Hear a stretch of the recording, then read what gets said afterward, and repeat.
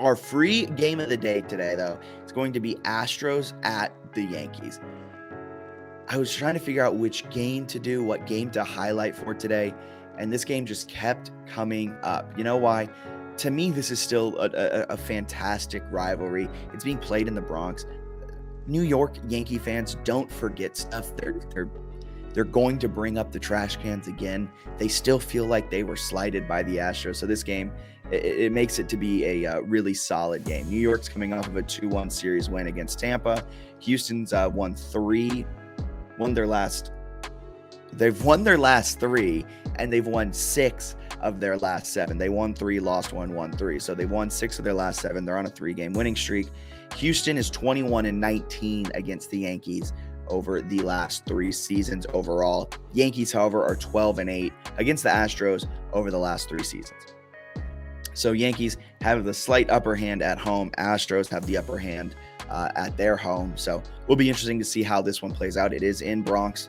Like I said, Framber Valdez gets the start for the Astros, while Jameson Taillon gets the start for the Yankees. Taillon 8-1 this season with a 2.70 ERA. Worth mentioning here, kind of a side tangent. This really doesn't have much to do with the game at hand. But boy, oh boy, that Yankees rotation is filth. Nestor Cortez has the lowest ERA, is looking like a Cy Young Award winner. He has the most losses on the rotation. He has 3 losses. Everyone else is like 1 or 2. The highest ERA in that rotation, 3.27. What? It's just disgusting. No wonder the Yankees are like 44-17 or whatever they are. I mean, this rotation is disgustingly good, and Framber Valdez has his work cut out for him as he gets to start for the Astros against not only is their rotation dirt, the whole lineup for the Yankees is Aaron Judge, Giancarlo Stanton, Anthony Rizzo, Joey Gallo. Gleyber Torres is? It's not Gleyber Torres. It's Gleyber Torres. Was he the one traded, or was it Gio Urshela? I forget. But the whole lineup is dirt. So Valdez 7-3, 2.78 ERA. Last time out, he struck out 7 in 6 innings pitched. So he has some good strikeout stuff. The Houston starter does, and this is a heavy swing and a miss type of lineup with the Yankees. Joey Gallo, one of the biggest swing and missers in the league, and that's what you get when you have such high home run rates that the Yankees do. Line open at -135. It's come down to Yankees -120. Let's see if there's been any more movement as of late. No, currently still -120 in favor of the Yankees. Like I said, opened at -135, so it's come down a little bit. Astros are +110. Astros, they might have the slight edge in this one in terms of betting angles and recent trends. I'm going to hit you with the couple real quick. I'm going to have to read off of my notes just so I get these right.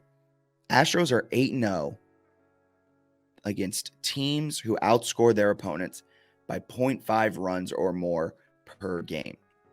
Yankees outscore their opponents by 2.1 runs per game. This Yankees offense is filth. This Yankees rotation is filth, and they're the best team in baseball, no doubt about it. But the Astros have done really well this season against good teams.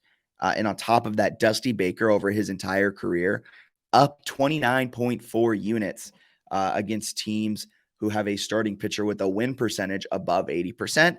Jameson Taillon, 8-1, win percentage over 80%. So some things in the Astros' favor, but you got to look at both sides of the coin. Yankees in their favor, 29-7 straight up at home. They're 22-9 against winning teams this season, and that's how you become a true World Series contender.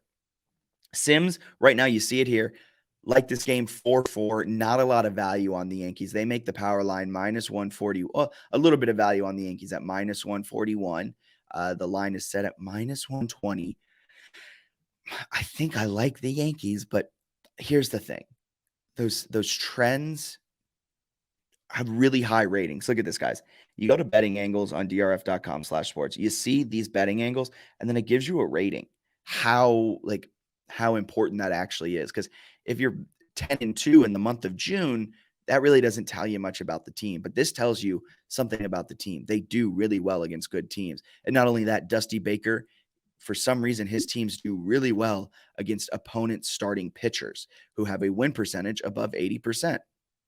It doesn't make total sense to me, but both of those have really high ratings. So I'm going to lean the Astros. I'm going to best bet the Astros at plus 110.